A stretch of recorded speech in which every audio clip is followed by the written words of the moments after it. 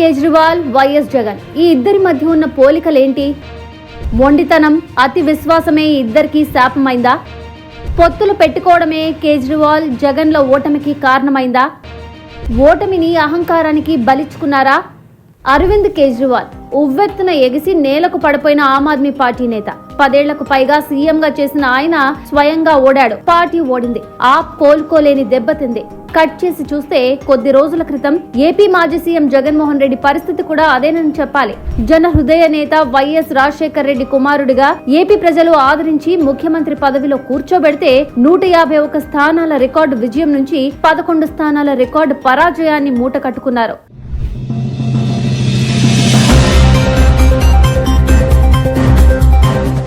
Arvind Kejriwal, YS Jagan ఇద్దరికి ఎన్నికల్లో భారీ విజయమే దక్కింది. కేజ్రీవాల్ అయితే 3 సార్లు సీఎం గా ప్రమాణ స్వీకారం చేశారు. 2 పర్యాయాలు ఫుల్ లెంత్ పాలన ఆమ్ ఆద్మీ పార్టీది. ఢిల్లీ జనం ఆయన పైన, ఆయన పార్టీ పైన తిరుగులేని విశ్వాసాన్ని ఉంచారు. జగన్ పై కూడా 2019లో అదే రకమైన నమ్మకం ఉండేది. 40 ఇయర్స్ విజనరీ చంద్రబాబును సైతం పక్కన పెట్టి మరీ జగన్ పార్టీకి ఏపీ జనం 151 స్థానాలు కట్టబెట్టారు. జగన్ ఇచ్చిన హామీలన్నీ నిలబెట్టుకుంటారని ఎదురు చూశారు. సంక్షేమానికి పెద్దపీట వేస్తూనే అభివృద్ధిపై దృష్టి పెడతారని నమ్మారు. జగన్ అయినా కేజ్రీవాల్ అయినా తొలినాళ్లలో ఉన్న ఊపు తర్వాత కనిపించలేదు. జనాన్ని కొన్ని రోజులు మభ్యపెట్టే పథకాలు తప్పితే అభివృద్ధిపై గట్టి దృష్టి పెట్టలేకపోయారు. విశాల జనహితానికి సంబంధించిన అంశాల జోలికి ఈ ఇద్దరు నేతలు వెళ్లలేకపోయారు. దాంతో ప్రజల్లో విశ్వాసాన్ని పోగొట్టుకున్నారు.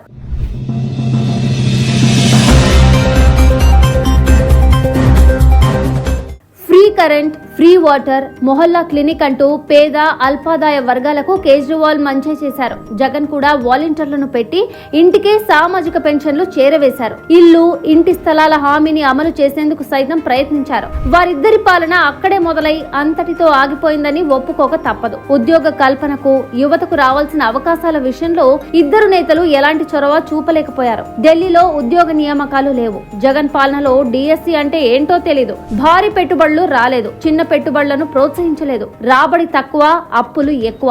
రోడ్లు వేయలేదు. డ్రైనేజీల మాటే ఎత్తలేదు. ల్యాండ్, శాండ్ మైనింగ్ లో వైసీపీ వాళ్ళు భారీ స్కాములు చేశారు. ఢిల్లీ ప్రజలు కూడా ఏపీ జనం లాగే బాధితులయ్యారు. కేజ్రీవాల్ కేంద్రంతో తగవులు పెట్టుకోవడం తప్పితే జనం గురించి ఆలోచించలేదు. ఆ పాలన ఆఖరి 3 సంవత్సరాల్లో ఢిల్లీ రోడ్లు అధ్వానంగా తయారయ్యాయి. డ్రైనేజీలు పొంగి పొర్లాయి. కాలుష్యం కట్టలు తెంచుకొని ప్రవహించింది. కేజ్రీవాల్ పాలన ఆఖరి రోజుల్లో ఢిల్లీ లిక్కర్ స్కామ్ తో జనంలో తీవ్ర వ్యతిరేకత వచ్చింది. ఆప్ నేతలు అందిన కాడికి దోచుకుంటున్నారన్న ఆరోపణలు వెల్లువెత్తాయి. పార్టీలో ఒక్కో నాయకుడిపై ఒక్కో రకమైన అవినీతి ఆరోపణ వచ్చింది.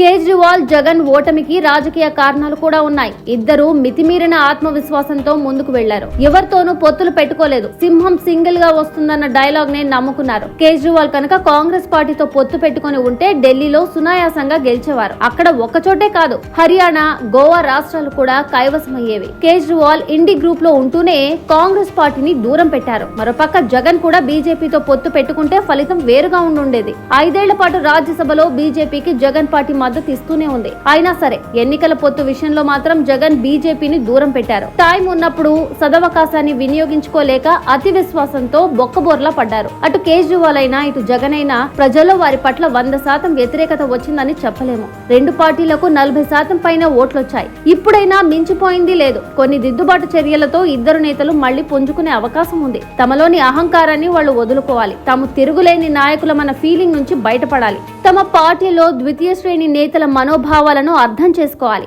ఇటీవల జగన్ రెడ్డి ఒప్పుకున్నట్లుగా కార్యకర్తలకు సముచిత స్థానం ఇవ్వాలి. మళ్లీ అధికారం ఇస్తే సంక్షేమంతో పాటు సమగ్రాభివృద్ధికి పెద్దపీట వేస్తామన్న భరోసా ఇవ్వాలి. అవినీతికి అవకాశం లేని పాలన అందిస్తామన్న నమ్మకం కల్పించాలి. ఆశ్రిత పక్షపాతాన్ని పక్కన పెట్టి అందరినీ సమానంగా చూడాలి. అప్పుడు మళ్లీ పుంజుకోవడం ఈ ఇద్దరు నేతలకి అంత కష్టమైన విషయమేమీ కాదు.